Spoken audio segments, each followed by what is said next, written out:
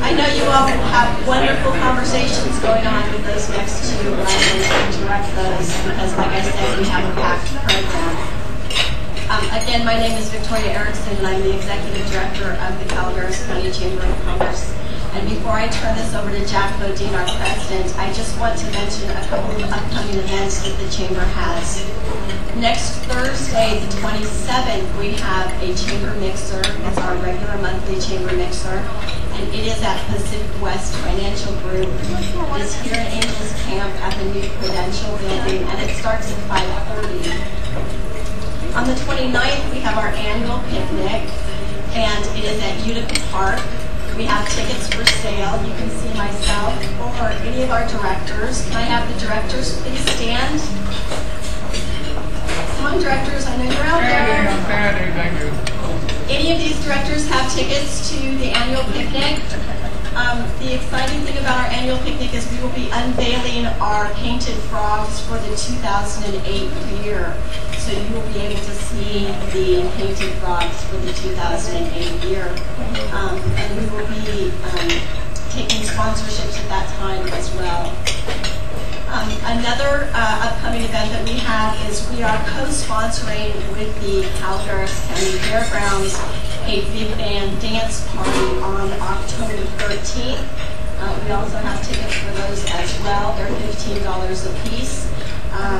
Rod Harris and the Kicks All-Star Band will be performing that night, and it sounds like a fabulous time. I do want to mention one mistake I made in our newsletter this month that went out.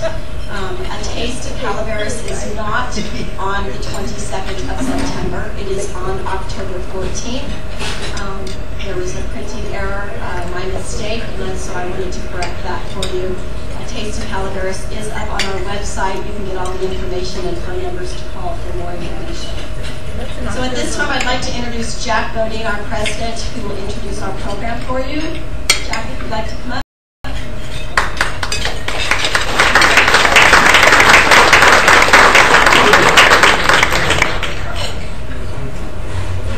Thank you, Victoria. Thank you very much. Well, look at all of you guys here. This is great. This is Calaveras County. The absolute nicest place to live in the world, I think. So the Chamber of Commerce really would be. There's tons of elected officials here today that I will now introduce. You hold your applause until they all stand, like we can get done quickly. From the City of Angels, Lee Seaton, City Councilman, please stand. City of Angels, Jack Lynch, City Councilman. Where's Jack? Paul Raggio, City Councilman. Terry Woodrow, Alpine County Board of Supervisors. Terry Woodrow has a few words to say. Oh, I have Let me finish with this introduction. You might have seen a sign when you came in, Calaveras, and this is in recognition of the National Scenic Byway, Evans Pass National Scenic Byway Day, which was September 15th, to celebrate our scenic designation. And for one day, we became one county. And we do share a lot of things in common. We have the same senator, and we have the same congressman. So anyway, it was a real success. It was our first annual scenic celebration, and I hope that you all will attend next year on September 15th. Thank you. Thank you, Terry.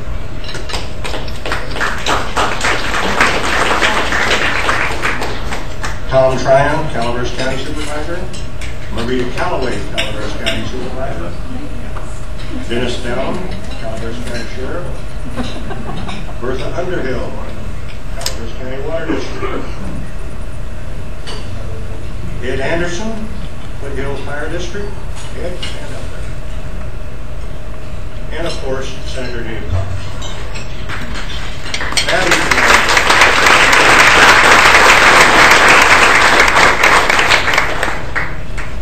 again, I want to remind you about all the things that Victoria told you about in our coming events. Had a lot of fun at our picnic, and also the big band dance is guaranteed to be a blast.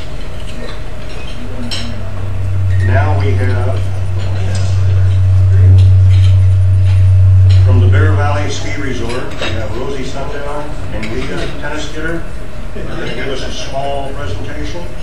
However, I will remind you, if you have questions, which I'm sure you will, kind of hold them and look them up after the program, because we are, as Victoria said, full. I'm moving the line.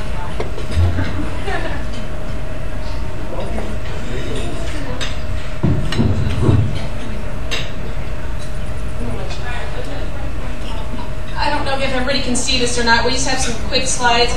I'm Rosie Sundown, I'm Director of Marketing up at Bear Valley, and Leah Tenniskitter is the project manager for the whole new development that's happening up there. And last year, our owners have been out trying to keep the county up to date on what's happening up in Bear Valley. And so we're here today, and we've been going through some other clubs throughout the summer to give an update of where we're at and what's happening with the development. We're really excited about all the new things that are coming to Bear Valley, and I think it's going to be a big impact for Calaveras and Alpine.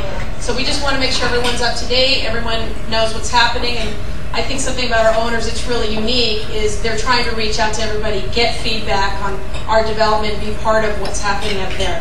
So I'll turn this over to Leah, and please hold your questions, look us up afterwards, and we'd be glad to answer anything. Thanks, Rosie. Thank you again for having us today, and I know we do have a packed program, so we'll keep it short. My name again is Leah Tenniskitter. I'm the Project Development Manager for the Bear Valley Village. Basically means I'm working through the entitlement phase, gathering in all the information for the county applications and for the Environmental Impact Review, otherwise known as the EIR. So that's why I am in San Jose and Bear Valley, kind of split my time between the two. You don't see me much because a lot of our work right now is in the office. But one of the reasons, again, like Rosie said, we wanted to come forward is to let you know that we're still pushing this project as fast as we can. It is a long process, but we wanted to get in front of you and kind of let you know what's going on and where we're at. One of the rumors we've been hearing is, well, there's some construction going on in Bear Valley. Is that you? Have you started? That is not our project. There are a couple of other developments. This is the town of Bear Valley. We're Highway 4 down here. This is the center of town. Lodge is about right here right now, and there are 3 other developments owned by one developer that can move forward. I think they're already approved, so they can move forward at any time, and then there's a further development up the road in Bear Valley that is also, I think, in the approval process. But there are some other developments going on that are not ours, and I just want to let you know that ours is right in this area. This is what we're calling the Bear Valley Village, and this is the lift that'll take you from the village up to the mountain. And of course we have the subdivision in the northern area. So kind of to refamiliarize everyone with our project and a couple of things that have changed, but for the most part this is what we presented last summer when we came to speak to everyone in Bear Valley and Ironstone and in San Jose, really just trying to explain our vision, get a lot of feedback so that we could make little changes before we went into the county for our final, this is what we're going to propose. Again, we have Highway 4 at the bottom. Right now you come in Bear Valley Road right here. This is Base Camp Lodge. The current lodge and commercial center sit about right here, which implies that they will go away. Our basic concept with the partnership that has come together that purchased the mountain and this area, this land here, was to create a village center that was really vibrant and a little bit more up to today's expectations. If you've been to Mammoth or Squaw, it's kind of the same concept where you have a pedestrian village, a central place for people to gather, and shops along the side. Small, it'll be it has Bear Valley type characters, definitely not the same size, but that's kind of the idea we've been going with. So this area here where you see brown, this is the pedestrian plaza. Again, shops and retail restaurants along the first floor, under a covered arcade so you can stay out of the snow in the winter, and on top all the yellow are residential buildings, condo buildings. So the heart of the village is right here. We have some condos up in that area, residential buildings. And this is the reason why our process takes a little bit longer than the other red areas I had pointed out. These right now are the county-owned parking lots B and C. They're just open parking lots. I'm not sure if you're familiar with the town of Bear Valley in the winter, but you have to snowmobile up to your house. So you drive into town, you unload your snowmobile at the transportation center here, you snowmobile up, but you park your car in one of the public lots. And in the winter, with all of our snow, the efficiency of the parking lots, and just that whole process is very cumbersome. It's one of the reasons why we're so unique. We love it, but we wanted to try on our side, do something that would help out the town in terms of parking. So our idea is to put a 2-story parking structure on top of that current county parking lot.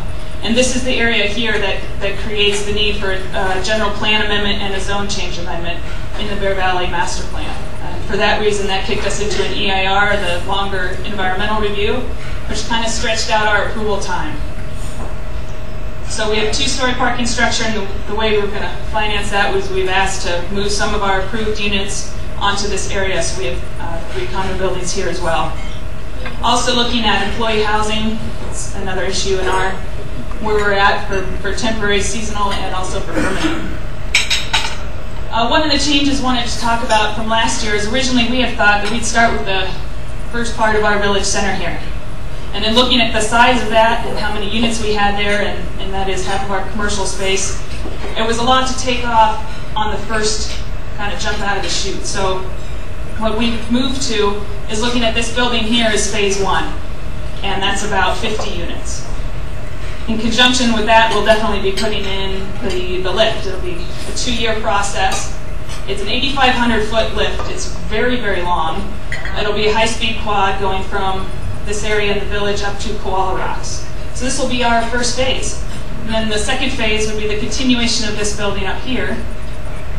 And when those 2 are complete, we move into this area here as the phase 3, or the first phase of the village center.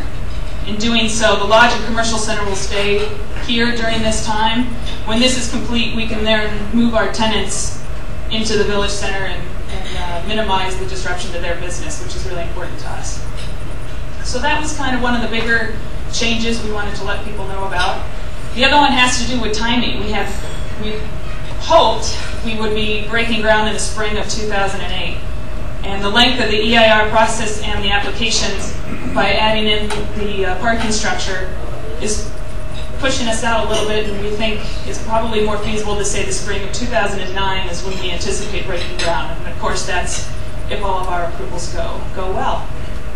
So we start in the spring of 2009 in a 2-year building season for that first phase. The village lift and the first part of the development would be ready to go in the fall of 2010 for that ski season. So that's, hopefully I did it fast. And again, we'll be available for questions afterwards. Again, thank you very much for having us. And give this back to Brett. Thank you.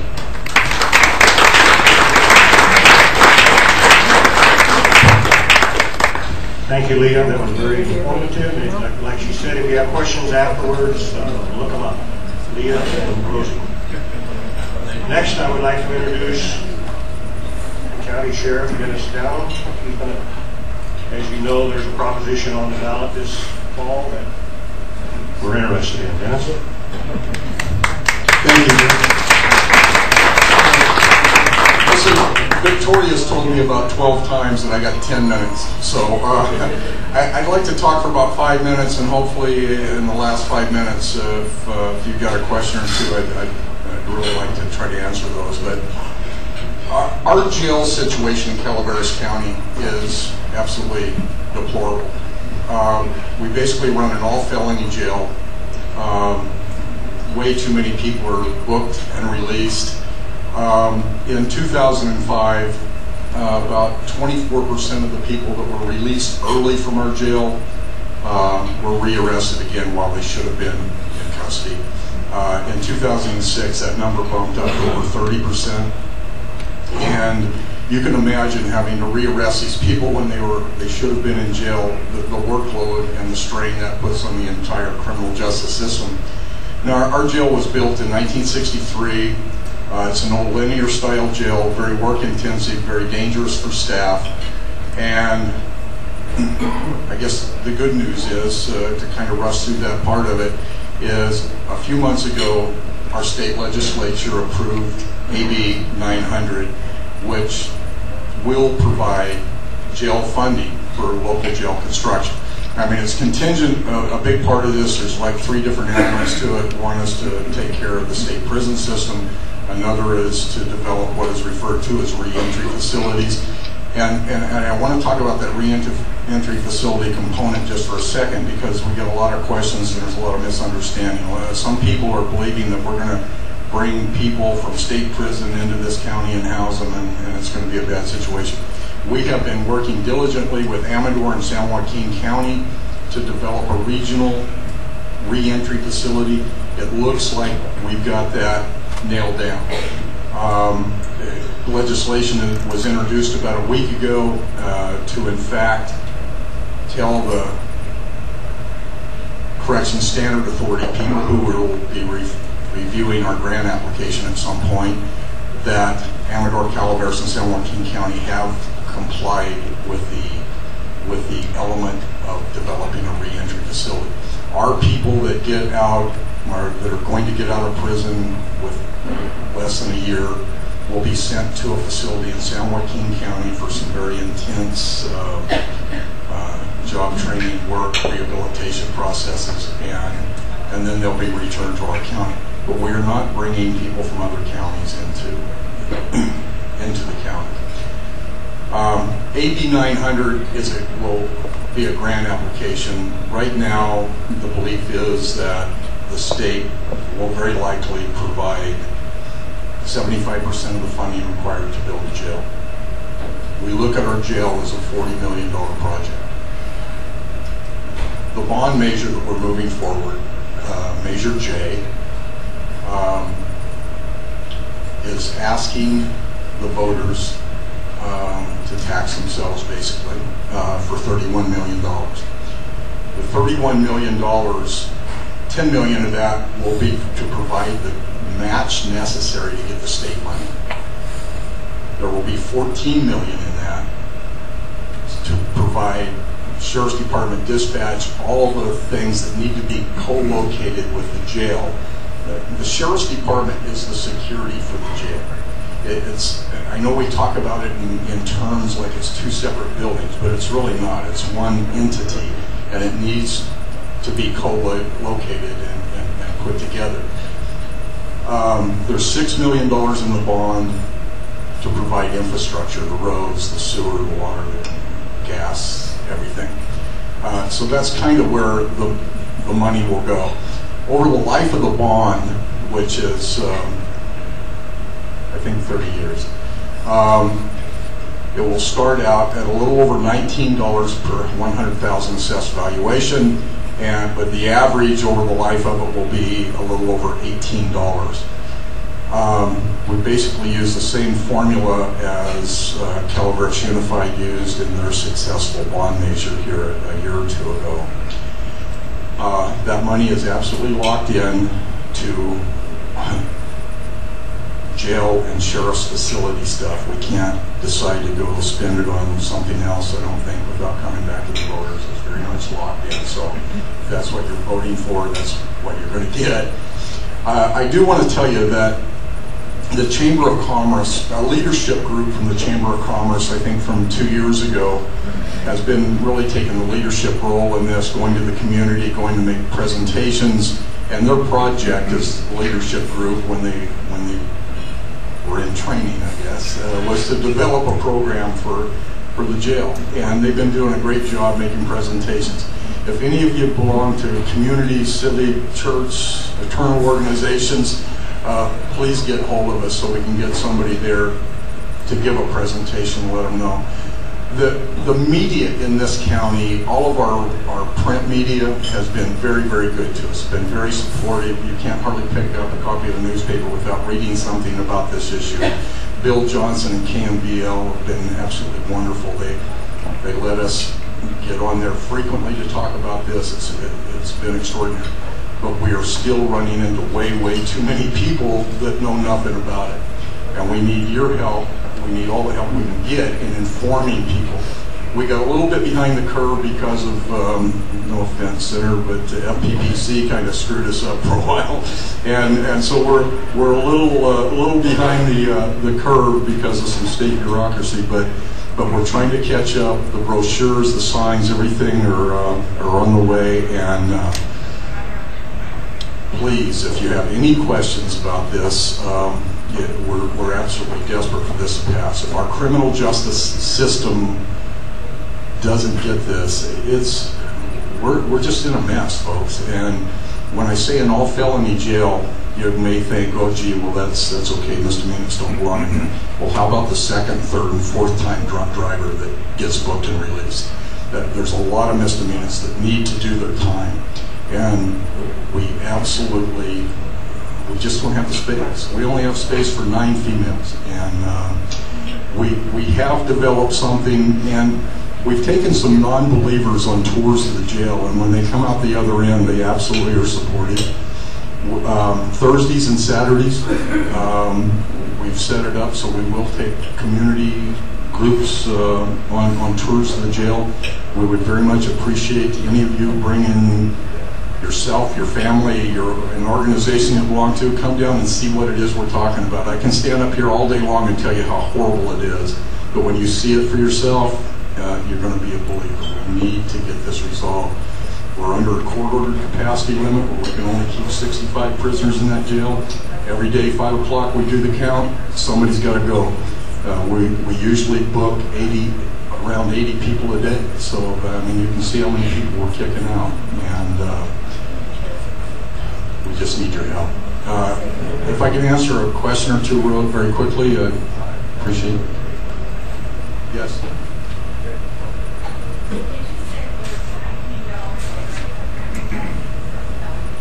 Yeah, I did. It's slightly over $19 and change per 100,000 assessed evaluation, and that will decrease as the bonds are paid off. It will average somewhere around $18 over the life of the bond.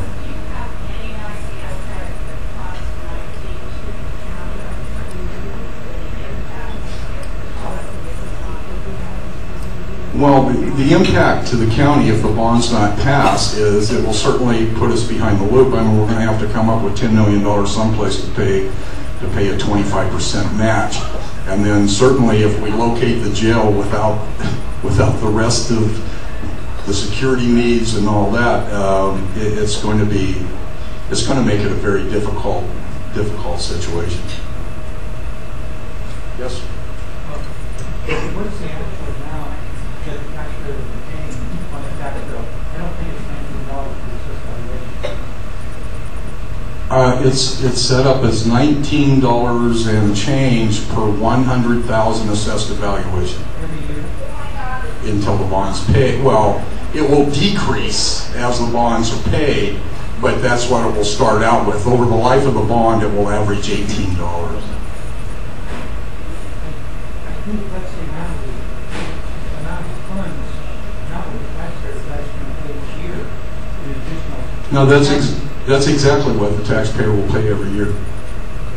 And I mean, $31 million. A financial group figured that out, and they tell us they did it very conservatively. So it could be less than that, but we don't want any surprises for people. But to pay off the $31 million, that's what we need. If you took a $300,000 home and use that as the assessed valuation and multiply this out,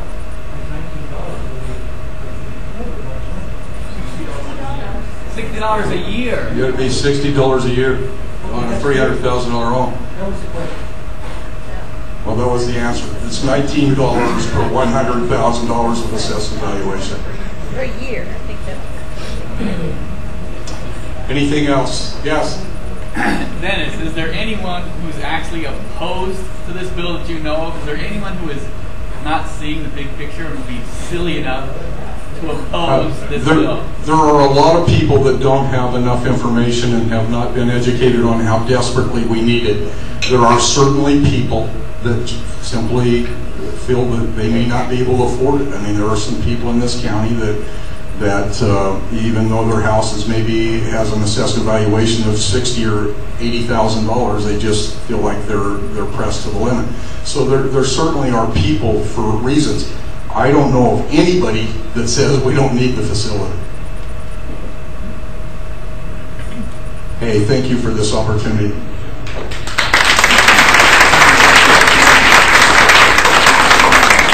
Thank you very much, Dennis. That was very informative. If you guys have any more questions, look him up after lunch.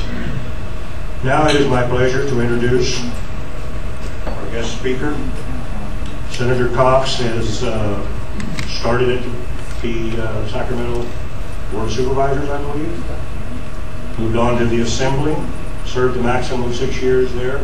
Moved on to the Senate. Is chairman of some committee. What chairman? What committee is he chairman? He's here. And also, after the recall election, Mr. Cox was the member of Governor Schwarzenegger's transition team. Senator, would you like to give us some words of wisdom? President, thank you. I'm delighted to be here. Before we get started, let me just take a moment to introduce to you our district representative, who is the person that many of you know has been involved with either Senator Aller or with Dave Knowles for, I guess, for the last 9 years, the last 10 years. Has now been with us almost 4 years. But Dana Jorgensen, who's sitting right over there. Dana handles many of the problems before I ever see them, and so I must tell you, I always take credit for any of the solutions. However, he comes up, or you come up and say, by the way, thank you very much for helping us get through this process, and by and large, because we've got a great staff. It's been Dana Jorgensen and some of our other folks. I also have a kind of a unique situation today. I have a brother and brother-in-law and sister-in-law visiting from San Diego, and so I said to my brother-in-law, would you like to go with me tomorrow to Calaveras County? He said, absolutely. So I want to introduce to you Vito Tanzi, who's sitting right here.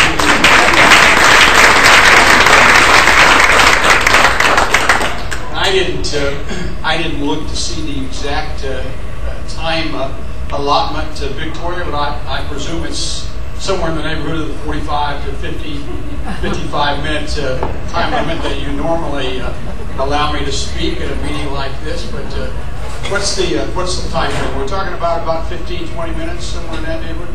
And then, Mr. President, in the time for questions. All right. Well, let me just begin by the way of telling you about the 1st Senate District. We represent the northeast 1/3 of the state of California. Every senator in the state of California represents 850,000 plus, and so it takes me 12 counties to get 850,000 people. Now, if I were living down in Los Angeles, and if I were living in East LA, I could probably get that in a mile and a half or 2 miles square. But by analysis, I represent the 1st Senate District. It takes us 12 counties. So with your back in Carmichael, which is the westernmost boundary, extend your hand to the left. We go all the way up to Alturas. We go all the way up to Fort Bidwell.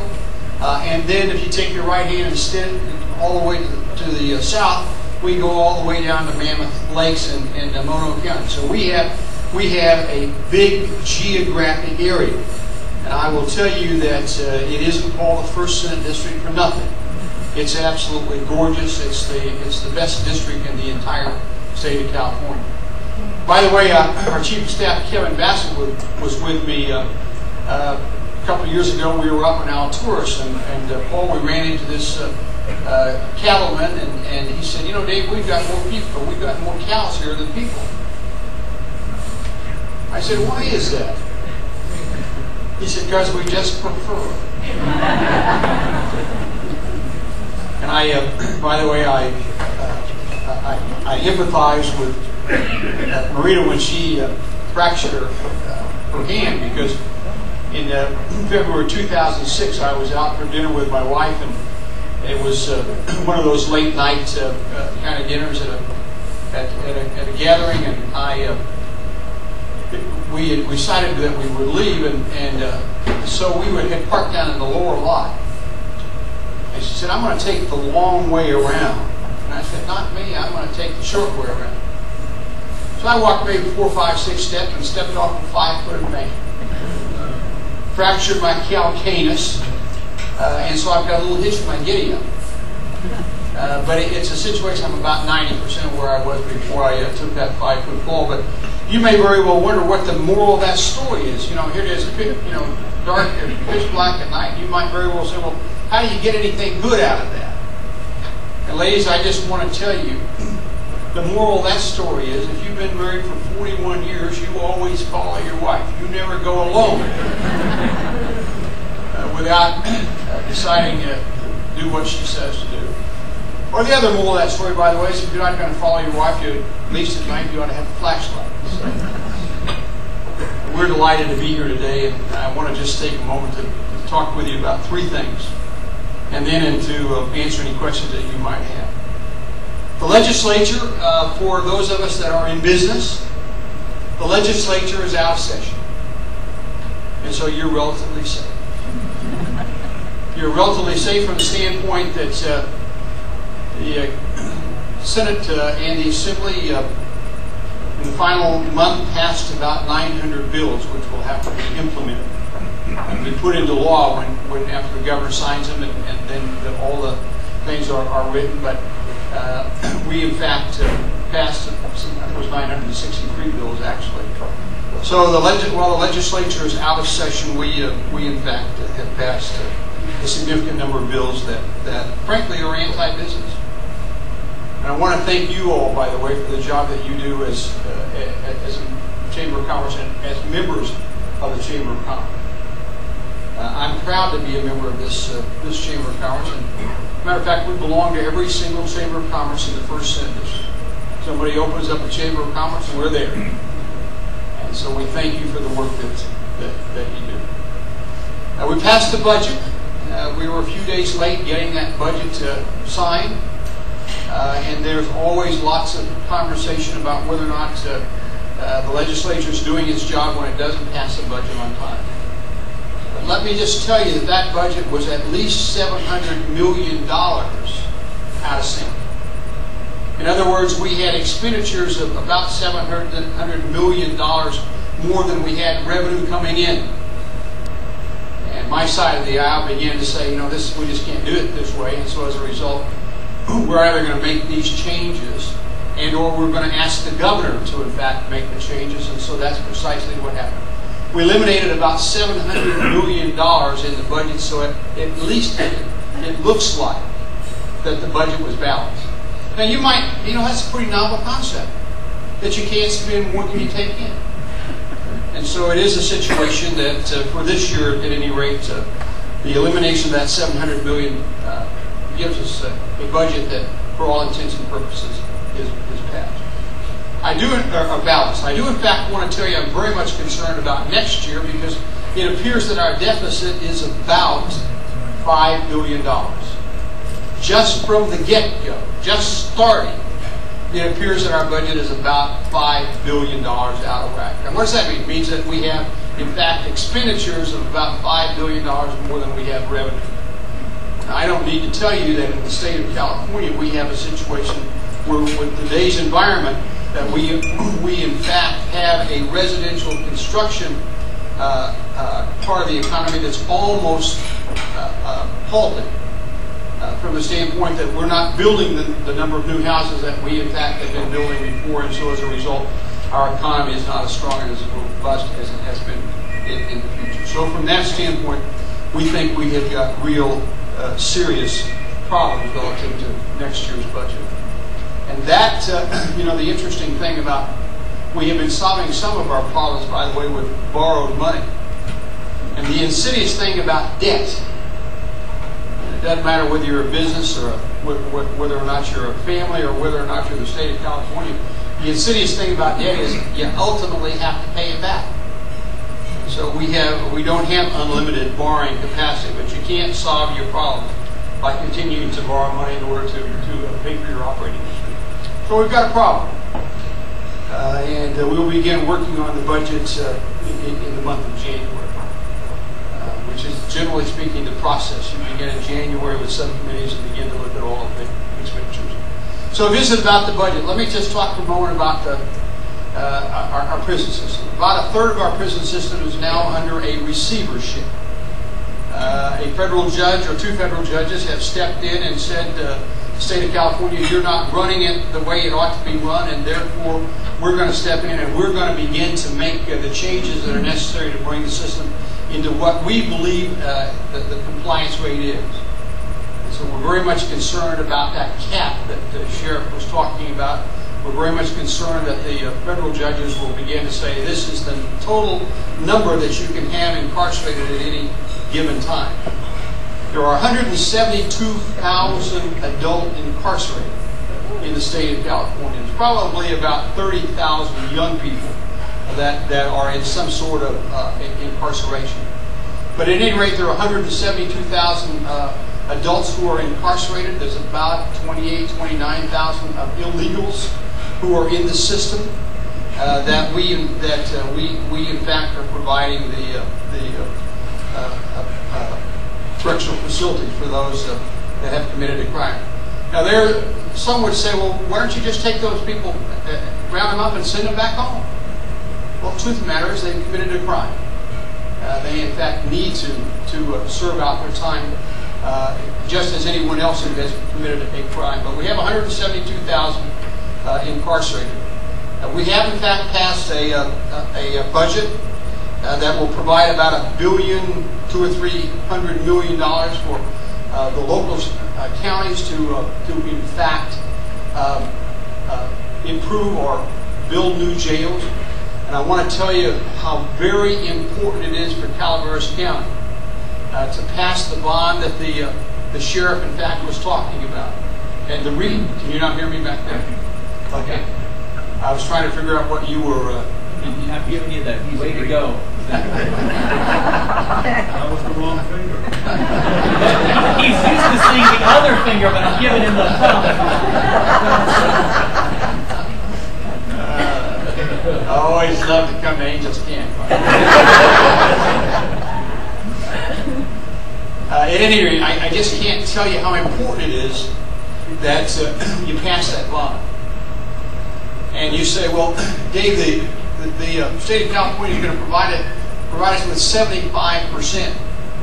And I will tell you that part is true. But the bucket has only got so much in it. And those that in fact will get the first consideration are those people that have matches. And so you could run the risk and take the chance of not in fact having that match and find yourself, you've got a great project, but there's no money to fulfill the match. And so it's important that you should support the sheriff in his effort. And by the way, he can't do it by himself. You all, as members of the Chamber of Commerce, as business people in this community and the communities and the surrounding communities, you have got to step up and say, yes, this is in fact good for our county. And by the way, I was looking at the Bear Valley project. The genie is out of the bottle. The toothpaste is out of the tube. Calaveras County is not going to get smaller. You're living in paradise. And you got a whole bunch of folks that will be wanting to move to Calaveras County, whether or not you want them to move here or not. They're coming. And so from that standpoint, the sheriff and his law enforcement team literally need to have a better facility than you have. Now, if for some reason you don't want to take the sheriff up on just a visitation kind of thing, well, go out and do something stupid. Go out and do something stupid and let them book you and see how you like it. But at any rate, I can't tell you how important it is for you to, in fact, support the sheriff and law enforcement's attempt to build this new facility. Because his choice is pretty simple. He can catch the bad guy. He can bring him in. He can book him. And if he doesn't have room, he's got to release him. Kind of an interesting situation. Number 3, we have, the governor has called a special session to talk about health care and talk about water. The health care situation is really pretty simple. There are about 6 bills the legislature has considered. Let me tell you very briefly what they are. Sheila Kuehl has a bill that was passed. The governor's probably not going to sign it, but it's what's called a single payer plan. And that means that the government, the state of California, would take over running the health care program. I don't know how you all feel about that, but that's about the way I feel about it, by the way. At any rate, that's the one plan.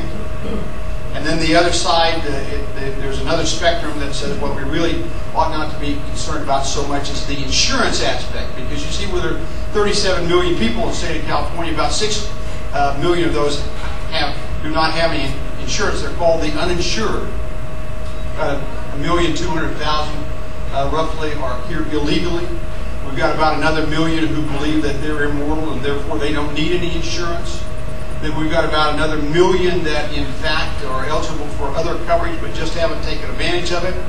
And then there's probably another 2 million, 2.5 million that need to have some sort of additional services than they're receiving.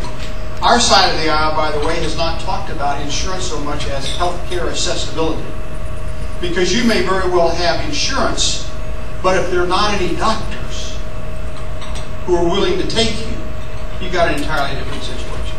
So we've got a special session to talk about healthcare. I don't know whether anything gets passed or whether or not we in fact use next year to work on the health insurance. The other big issue happens to be with about water.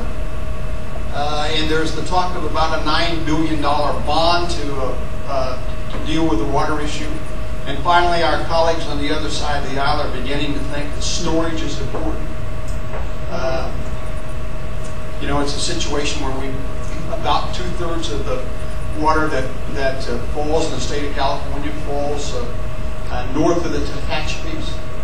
About 2/3 of the consumption occurs south of the Tehachapies. And so what we've got to do is get a little bit smarter and recognize that one of the things that has to be done is that we in fact have to begin to in fact collect the water. It's called groundwater storage, and to my environmental friends it's called a dam. And we're going to have to recognize that we do in fact have adequate water, but we're going to have the facilities that are necessary to in fact hold the water and then be able to make the transfer when the time is necessary. Those are the things I wanted to touch base with you about, and we're always delighted to have the opportunity to come to Calaveras. We're always delighted to have the opportunity. We're probably here 6, 7, 8 times, maybe 9 times a year. Dana now lives down in Jackson, so he is absolutely certain that we're here on Monday and Tuesday of this week. We were in Markleyville and Alpine County, and then we went down to Mono County and spent some time there. And how many of you have been to No, what's the name of that little town there? Chalfont? Chalfont. Chalfont. How many have been to Chalfont? I would say. One? I would say. Chalfont's kind of an interesting little community, 500 people. And we had about 25 for a town hall meeting. Pretty interesting group of people, by the way. Just a little town right outside of Bishop. Well, with that, let me stop and take a minute and answer any questions that you might have about anything that is on your mind about any particular subject. I probably have more knowledge about a statewide issue than I do some of the other questions that you might have. But let me, if I don't know the answer, that's what Dana's going to make some notes, and we will get your name and your telephone number and give you a call back. By the way, I don't know see any of you having pins out this very second, but my home telephone number is area code 916-965-5140. I don't know how many of you remember BT Collins, but BT said, Dave, it's a great idea to give out your home telephone number. Everybody remember BT? Yeah. BT was a double amputee in Vietnam. And he said, Dave, that's a great, if you're going to be in politics, you got to start giving out your home telephone. And interesting thing, there was a significant difference between BT and myself. BT was a bachelor. BT was never home. But we are home, and we're happy to take your telephone call. If you can't reach Dana during the day and you want to call me, we prefer you didn't call in the middle of the night just to see whether I'm there or not, and see whether that was a real live number. But at any rate, it's area code 916-965-5140. With that, let me stop and answer any questions that anyone might have. Yes, sir. Supervisor? Senator? No, supervisors, here's the rule of the game. I know you know the answer before you ask the question. So I don't know why you're doing this, but I'm happy to accommodate you. You must have seen me talking to Marita. Yes, sir. I have two questions. The first is the concern that I and many others like me feel about the Attorney General and the infrastructure bonds that were passed. And the Attorney General sued one county, and there's been quite a bit written about, you know, the citizens passed the infrastructure bond, we wanted to get the infrastructure, we want to get it as cost efficient as possible. And yet we have an Attorney General who, when governor, purposely basically withheld funding of infrastructure and roads. And now he's Attorney General, and we're having lawsuits, and we're having lots written. And on the budget, one of the cornerstones that was holding up the budget on the Republican side is they wanted some ability to address global warming initiative and the lawsuits by the Attorney General against the implementation, what I would say, the cost-effective implementation of the infrastructure bonds that the citizens voted on. Is the legislature, and particularly the Republican caucus, addressing those issues and the lawsuits against the county and the lawsuits against the implementation of the infrastructure bonds? Supervisor, the answer to your question is that was one of the issues that we felt very strongly about. One of the issues that we used as far as leverage relative to the budget, because we did in fact have a situation where we now have a Attorney General, former Mayor of Oakland, former Governor of the state of California, was using his office to in fact contest the general plans of the counties in the whose flies that? I didn't bring it. At any rate, that was one of the cornerstones that provide us with the leverage to talk about the budget. And you're absolutely right. You know, we ought not to have a situation where the Attorney General can use the taxpayers' money to sue someone like the County of San Bernardino and force the taxpayers of the County of San Bernardino to in fact defend themselves against the taxpayers of the state. Just nuts. And we've had a significant conversation with Attorney General Brown. By the way, if there's any doubt in your mind that Attorney General Brown is not really interested in being the Attorney General, you only need to look ahead to when the Governor Schwarzenegger's term expires, because you will see the name Jerry Brown as a candidate for governor of the state of California. So it is a situation where we have worked very hard to try to talk some sense into Governor Brown, Attorney General Brown, to try to get him not to use taxpayer dollars to sue other taxpayers. And let me just tell you the irony of this stuff. The irony is the Attorney General is trying to enforce laws before the laws have been written. That's the real nutso thing about this whole thing. And if you stop and think about that, that's just crazy. That literally brought actions against San Bernardino County. San Bernardino County ultimately settled. They tried to make the best deal they could. But it's a situation that Attorney General Brown was trying to, in fact, sue based upon laws that had not been written. So, any other questions, Supervisor? I have one other question. And what? You got to ask. You got to say to yourself, Dave, you're not very smart. You know what I did. Thank you for asking, Senator. But I said I'm the board representative on the Regional Council of Will County. Yes. We have people come in and talk about water. Ever since I've been there, you know, I swear to God, it seems like half of every meeting is dealing with water issues. And now we have a special session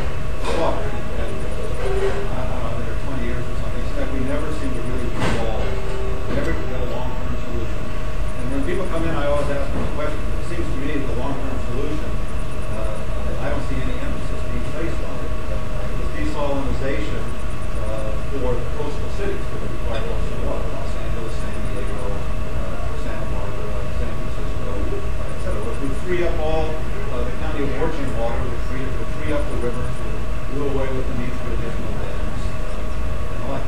Why is there not more emphasis placed upon desalinization?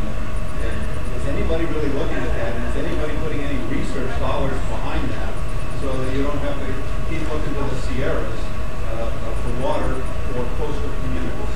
I believe that the entrepreneurs are looking at ways to make desalinization more feasible and practical from an economic standpoint. And obviously the reason that we haven't made any more progress in desalinization, you're absolutely right. But the reason we haven't made more progress has simply been the cost. And to the extent that we can get that down, that ultimately turns out to be the solution that makes the most sense. Any other questions? Any other supervisors out there? Yes, sir. Go ahead, sir. As an employer, Now, you didn't write that down, did you? as an employer, I work for Arkansas. I know you're on the insurance committee. Yes, sir. And I asked, cost of insurance, of course, is significant, because more significant for us. It's becoming a bigger problem for employees. And the question that I have, being really old now, I can look back a few years. I bought my first Blue Cross policy. I read it. I don't know why, I did. And there's a part in there about deductibles. About what, sir? About the deductibles every year. And at that time, it said that you just pay some money in, and you would do it for a year, and then the year would go away. But it was 12-month deal. I talked to them, they charged, put money in, and it would stay on the book for 12 months, and then you can listen for it every morning. And when you got to the point where you reach your limit, your insurance would now quit. It was a liability against the insurance company, of course, but it was an asset to me. Then a few years later, I had an expense in November, big expense. In January, I didn't meet my deductible. What happened? They snuck in the word calendar in front of the word year. In the process, they stole $200 million. That was the assets that the insurers, insured people have in our accounts. When we paid our deductible, we had that whole year to use that money. Now, on January 1, they took it away. It's kind of like having a checking account where you put $100 in there years ago, and then we were writing the checks and so forth, and we'll buy a check in January, bounce it. Well, the bank said we close the account because of the first month. That's exactly what happened. We're still doing it today. It's very discriminatory because if you have a person who gets billed and the big expense in December or November, it's gone. It doesn't go for a whole year. With that same bonus in January, they get a whole year's credit.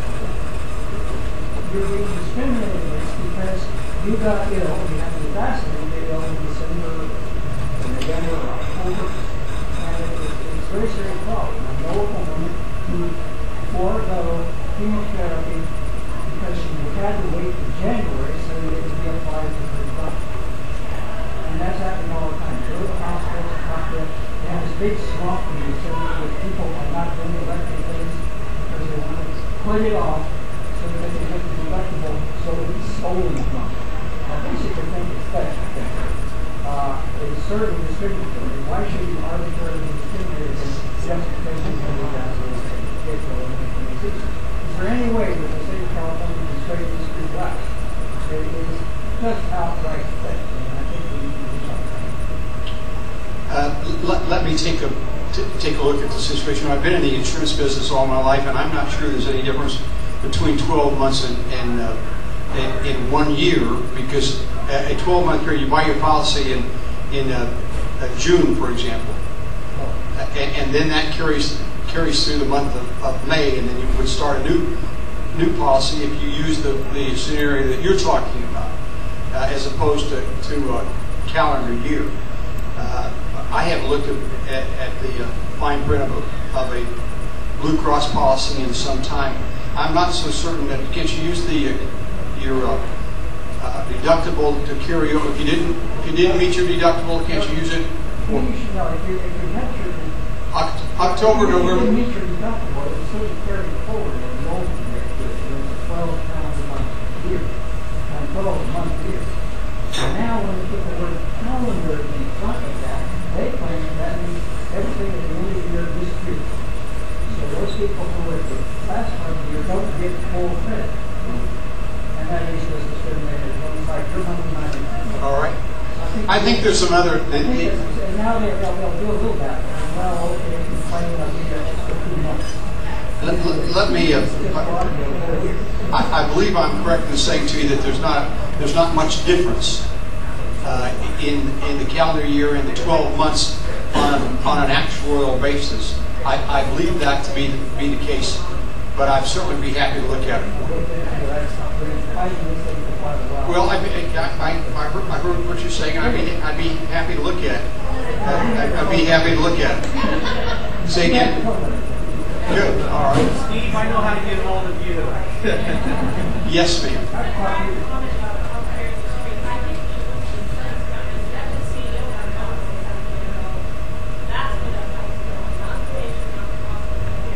All right. Okay. Let me just talk just another half a second about healthcare.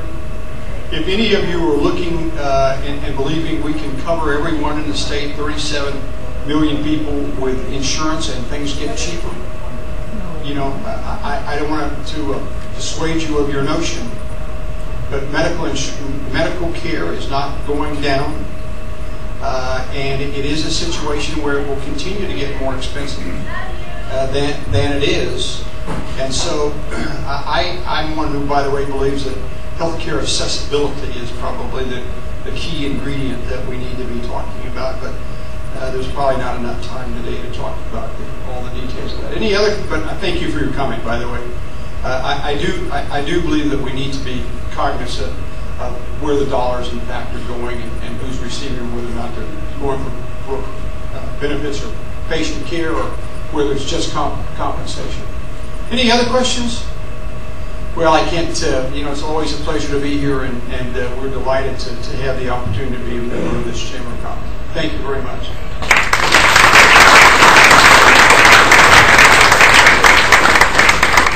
Thank you very much, Senator. It was awful kind of you to come talk to us today.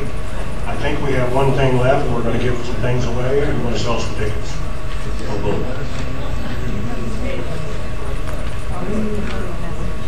We got more tickets for the drawing if you want. Anybody need tickets for the drawing? We also have tickets for next Saturday night. Would everyone please stand? Thank you. I'm having one of those days, so please forgive me. Would you join me in the Pledge of Allegiance?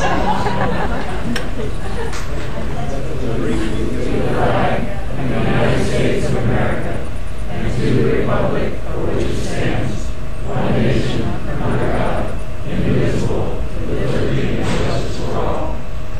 Thank you very much. You can be seated. Thanks, Victoria. What are we going to give away first? We're going to give away a mantle clock.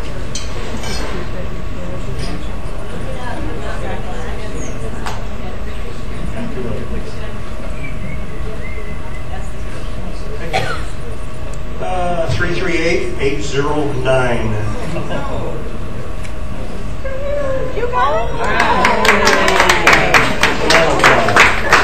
Now what do we give them? Giving away a season pass to Bear Valley. Season pass to Bear Valley. Yes, you are. Yes, you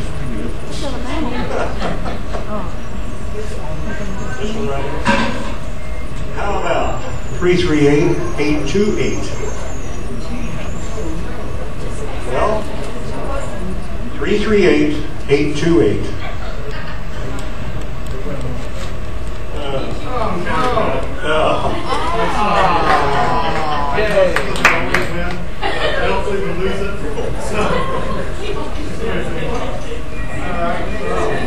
You donating it back? No. Next one is a DVD player with car mount and all that stuff. Portable DVD player. Everybody. All right. 338-750.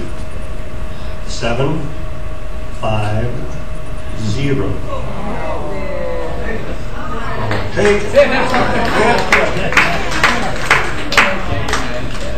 We have anything else we need to talk about?